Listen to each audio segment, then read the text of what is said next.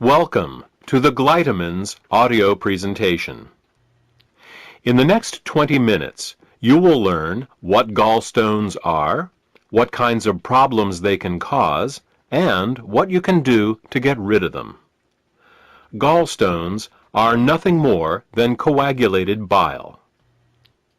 Bile is the green alkaline liquid produced by the liver, which, among other things, helps us digest our food. The liver produces about a liter of bile a day and stores it in a muscular sac called the gallbladder.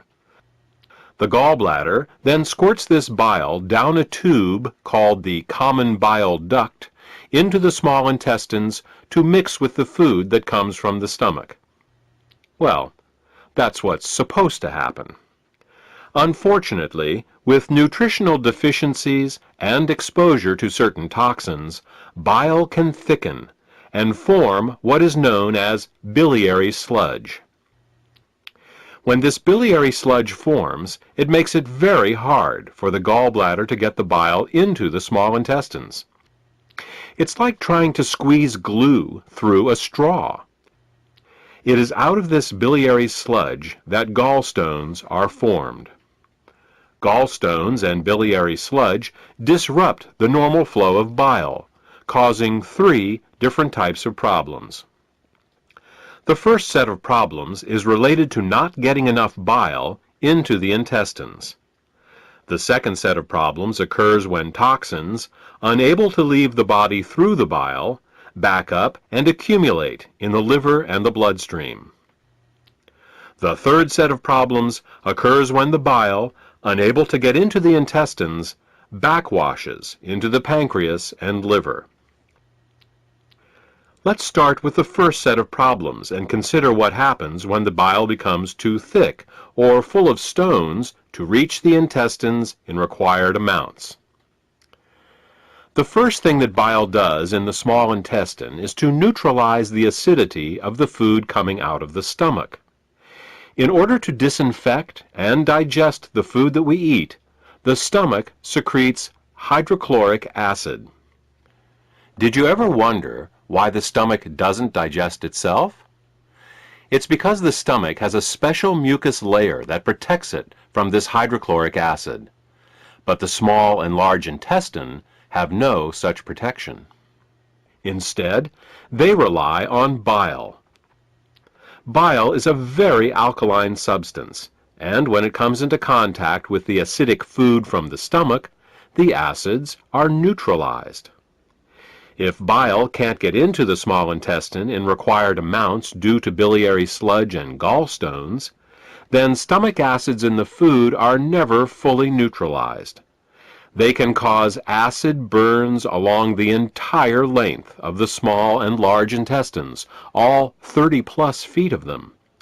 We experience this as indigestion, heartburn, ulcers, and all manner of digestive complaints. In essence, we are digesting our own intestines.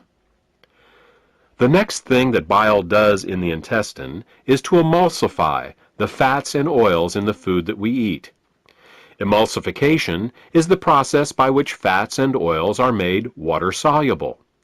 To understand emulsification, think of soap.